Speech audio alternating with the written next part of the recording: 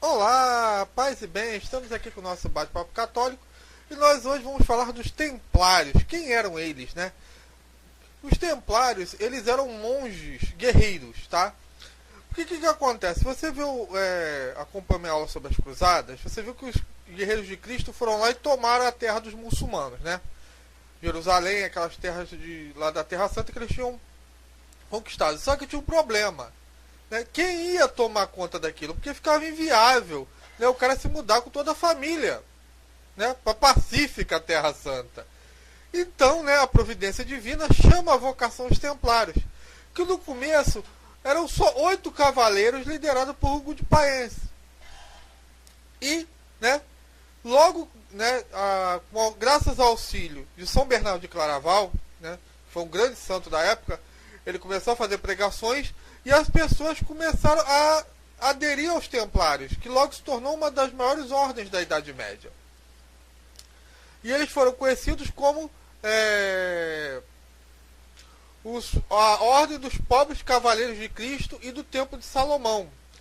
Só que com detalhe técnico, na verdade, eles não ficavam no Templo de Salomão, mais próximo, né, que o Templo de Salomão é a cúpula da rocha, né, e eles ficavam ali na Mesquita Aláxia, né, que fica ali perto. Mas só um detalhe técnico para vocês.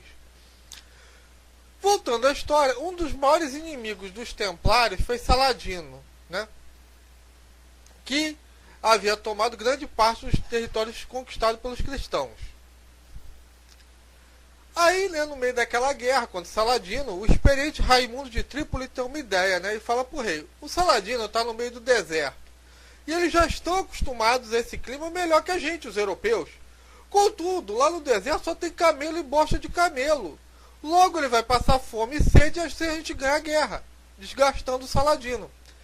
Aí o chefe dos templários, o Geraldo de Rideford, né, achou que aquilo era uma covardia e convenceu ao rei a partir para a batalha. Resultado, né, da santa história: todo mundo se ferrou, Saladino tomou Jerusalém e 203 templários foram executados por não quererem renegar Jesus.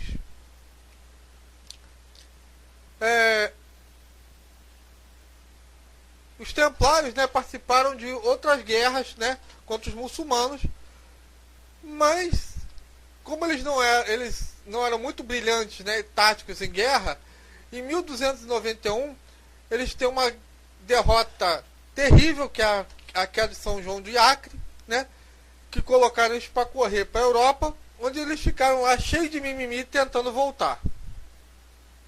Nesse meio tempo, né, a ordem recebia muitas doações e acabou ficando rica e criando um sistema bancário, né, que acabou chamando a atenção dos reis da época. Entre eles, né, como a base dos templários era na França, o rei Filipe o Belo, porque a França estava cheia de dívida.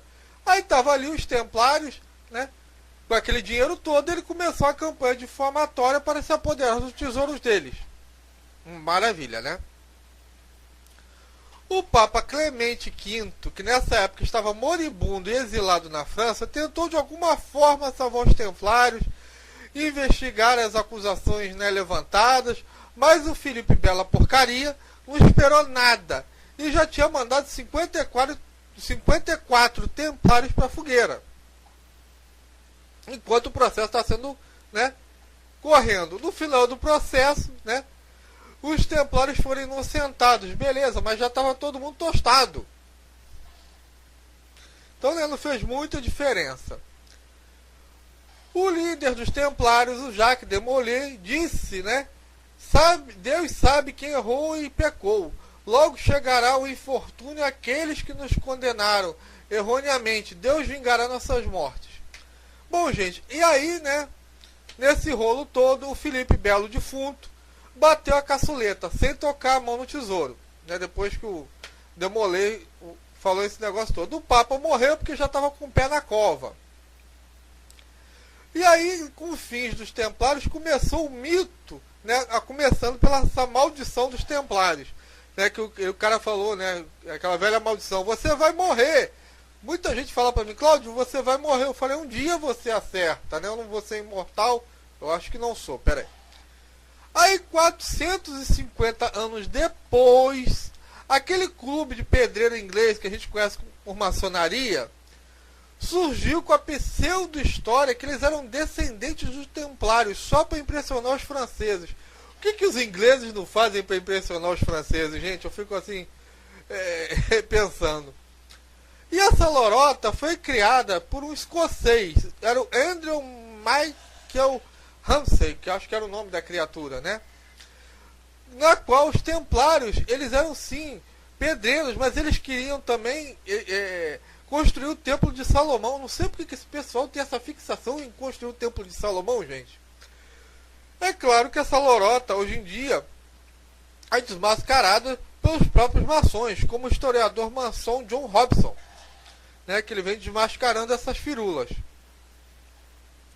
Mas aí você me pergunta, como é que os iluministas, tão inteligentes, que se achavam tão superiores àqueles padres da Idade Média, aqueles bispos, né, caíram nesse conto do vigário, né? Ou melhor, nesse conto da maçonaria? É que o movimento renascentista, ele é um misto de gnose com magia. E onde tinha, né, a filosofia e a teologia, eles colocaram a deusa da razão. Como se a ciência fosse capaz de responder todas as dúvidas da humanidade. Entendeu?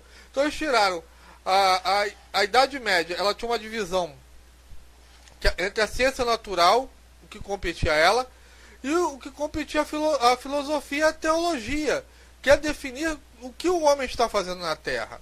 E você também não se esqueça que Lutero lançou aquela máxima, que vale tudo para denegrir a Igreja Católica. Então o cara estava falando mal da Igreja Católica, aí estava valendo. Entendeu? Se ele estivesse falando bem, não estava valendo. Então o que acontece? Os gnósticos, né? No caso os maçons, eles lançam essa, né, máxima, que a ciência vai responder tudo, só que a ciência não responde nada, né? O Isaac Newton até se torna alquimista, olha só, os alquimistas estão chegando. E aí começou um monte de fábulas insanas, tipo o Kate Leider, né, que ele era um romancista metido a historiador, que disse que os cavaleiros templários, né, acharam o Baphomet. O Baphomet, que seria a cabeça embalsamada de Cristo, que os templários acharam durante os primeiros anos da ordem no Templo de Salomão. Aí na Alemanha teve o George Frederick, que começou a vender falsos títulos dos templários.